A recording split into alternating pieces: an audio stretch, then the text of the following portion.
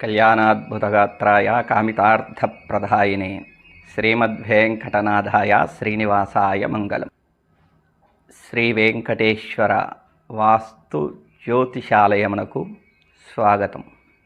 రత్నధారణ సమయంలో పాపగ్రహాలేవి శుభగ్రహాలేవి ముందుగా నిర్ణయించుకోవాల్సిన అవసరం ఎంతైనా ఉన్నది.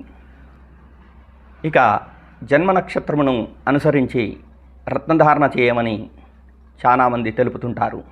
ఇది అంత శ్రేయస్కరమైనది కాదు. ఎందుకనగా ఆ రత్నము అధిపతి అయినటువంటి గ్రహము మనకు జన్మలగ్నము నుండి శుభగ్రహమా పాపగ్రహమా నిర్ణయించుకోకుండా ఆ గ్రహ రత్నధారణ చేయడం వలన ఆ గ్రహ రత్నధారణ చేయడము ప్రమాదకరము. కావున జన్మ నక్షత్రమును బట్టి రత్నధారణ చేయడము ఎంతో ప్రమాదకరమైనది. జన్మ నక్షత్రమును బట్టి రత్నధారణ చేయవద్దు. మనకు నడిచే దశాభుక్తినాదుల రత్నధారణ చేయమని తెలుపుతుంటారు. అది కూడా అంత శుభం కాదు. ఎందుకనగా మనకు నడిచే దశాభుక్తినాదులు శుభుల పాపుల తెలుసుకోకుండా రత్నధారణ చేయడము సరైనది కాదు. పాపగ్రహాల దశాభుక్తులు నడుస్తున్నప్పుడు వారి రత్నధారణ చేసిన పాప ఫలితం పెరిగి ఇబ్బందులు కొని తెచ్చుకున్న వారమవుతాము. కావున శుభగ్రహాలు ఏవో తెలుసుకొని వాటి రత్నధారణ చేయడమే శుభకరంగా ఉంటుంది. ఇక రాశిని బట్టి కానీ పేరుని బట్టి కానీ గుడ్డిగా రత్నధారణ చేస్తుంటారు. ఇది చాలా ప్రమాదకరమైనది. కావున రత్నధారణ చేసే సమయంలో సరైన జ్యోతిష్యుని సంప్రదించి మనకు మన లగ్న ప్రకారము ఏ గ్రహాలు శుభులో తెలుసుకొని ఆ శుభగ్రహాల రత్నాలు ధరించడమే శ్రేయస్కరము. ఇక్కడ ఒక ఉదాహరణ చెప్పుకుందాము. నవమ భాగ్యాధిపతి అయినటువంటి గ్రహం యొక్క రత్నం ధరిస్తే సంపద చేకూరుతుంది. అలాగే దైవ అనుగ్రహం కలుగుతుంది.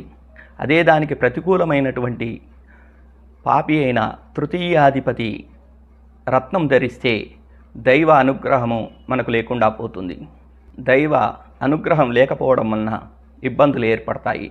కావున శుభగ్రహాలు ఏవి పాపగ్రహాలు ఏవి అనేది ముందుగా నిర్ణయించుకొని ఆ శుభగ్రహ రత్నాలను మాత్రమే ధరించి శుభ ఫలితాన్ని పొందాలి.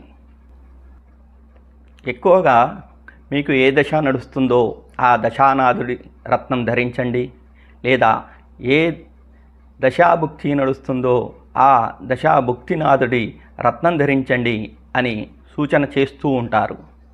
ఇది చాలా ప్రమాదకరమైనటువంటి పద్ధతి. ఎందుకనగా ఆ దశానాథుడు కానీ భుక్తినాథుడు కానీ మన లగ్నానికి శుభగ్రహమా పాపగ్రహమా ముందుగా తెలుసుకోకుండా అది ధరించడం వలన ఆ భుక్తినాథుడు కానీ దశానాథుడు కానీ మన లగ్నానికి పాపి అయినచో ఆ పాప ఫలం పెరిగి పాప ఫలితాలు ఎక్కువ అవుతాయి.